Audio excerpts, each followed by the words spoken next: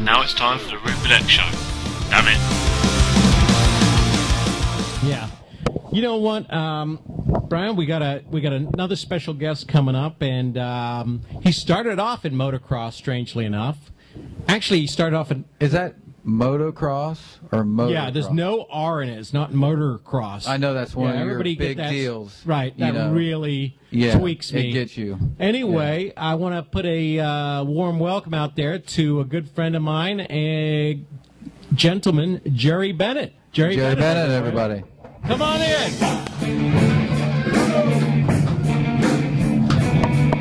what's up? How are you? Brian God's everybody. Wow, we got Jerry Bennett's bike coming in too. This is awesome. It looks like a, what is that, a 50 or a 85? I don't know. It's Out to a 62. Oh, okay. It's a maybe just a little bit bigger, about a 950. Boy, you missed something exciting just now. We had these like random BMX punks from the neighborhood just drift in here, try to cause trouble. They tried to start a fight with my co-host Brian.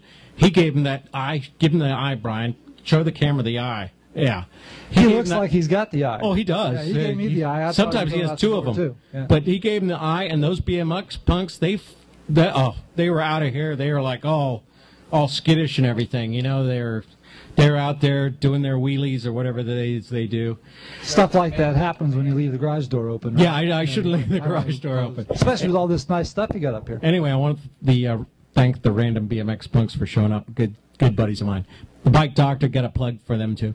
Anyway, Brian, we have a great local, regional, wonderful gentleman who's raced all over the place, nationally included. But right now he's racing flat track, but we both raced against this guy in motocross. Jerry, you're originally from Montana, and you started initially racing flat track. Is that right? I actually started with motocross and then went to half mile. Yeah. Okay. As usual, I have my facts right in line there. But anyway, about what year did you start racing motocross? Do you remember back that far? 1974. Get the hell out of here. Yeah. It's been a while. 74. Yeah. Been a while? Yeah. Yeah. Well, you know what?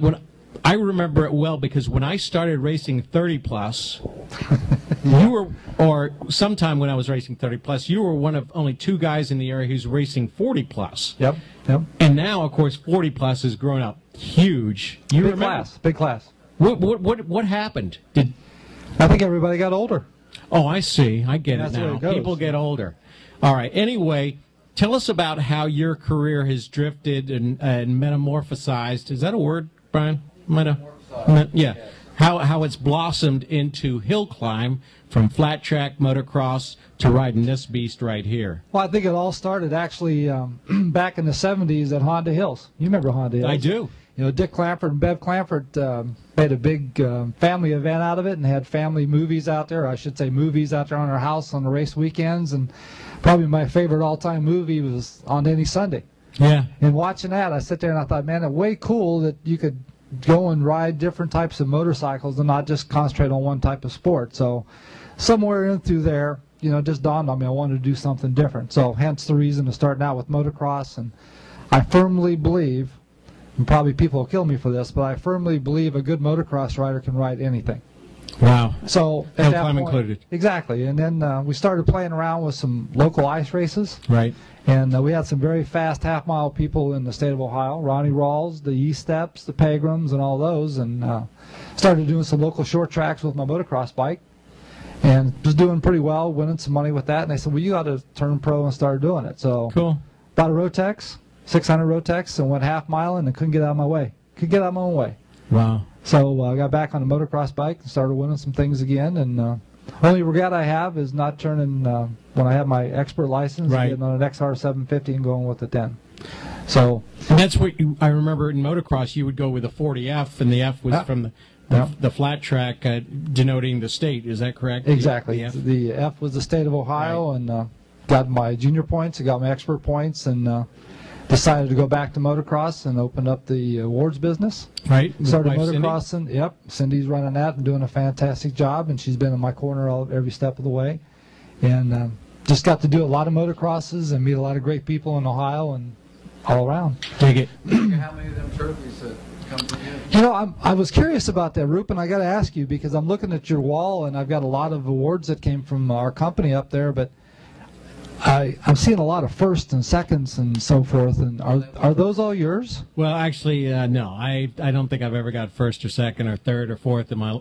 I might have got a third or fourth somewhere. If like, But not no. overall. Okay, all right. Okay. Well, I always knew you was quite the showman, though. Yeah, I was. You know, I was all so- about the showman. Anyway, getting back to you, Jerry. Enough about me. You brought in this tremendous beast, this KTM 950. It's a V-twin, and you're the first one who took a KTM machine and is going up a hill, right? I mean, you were Harley's. Yeah. Now you decided to try something different. 5 years ago, Tom Reiser, who's a 9-time national champion and all on Harley Davidsons, he's got a shop here in Columbus, and he kept coming to races, trying to talk me into go hill climbing. I see. One of our former motocrossers, James Large, they call him the Jammer. Yep. He was my teammate, and for 5 years we rode a Harley Davidsons on hill climb circuit, and did fairly well. But I wanted to do something a little bit different. I wanted something that had suspension and also something I could work on. So I see. we selected the KTM 950, ready to race. Made some big modifications to it. You put and nitrous on it. Nitro I see. methane. Wow. 100% nitromethane, about 230 horsepower. Wow. Is it So- too much horsepower? We're trying to find that out. We did our second national. I finished 11th and 12th so far. We're going to bump it up to the full 100% this weekend, get it geared right. I think it's going to be awesome. I think it should be the bike to beat. That sounds scary, the full 100%. I know you talked earlier to me in private about you changed the gearing too. You went to a bigger sprocket on the rear. What's that, like a 150 tooth on the rear? Or No, it's actually, stock is a 45 tooth. We're going up to a 60 tooth this weekend because when you build something that nobody else has got out there, Right. it's a shot in the dark where the gearing needs to be. Great. And when you're climbing 500-foot hills with 40 and 60-foot jumps in 8 seconds, Yeah. it's got to be geared right. That motor will pull about anything, but to be competitive, it's got to be geared right. So it's scary in motocross? Yes. What year? Yes, because when you go to a national hill climb, there's no practice. Right. You basically got a hill in front of you that you race on once a year, Right. so it's got the whole year to change and whatever. And they're building these with more and more obstacles in them now for the spectators. So you basically sign up, you pick a number that you're going to go up the hill. There's 2 classes, and you just hold the throttle wide open and try to hang on to it. I see. And it's scary. I'm not going to lie about it. It is.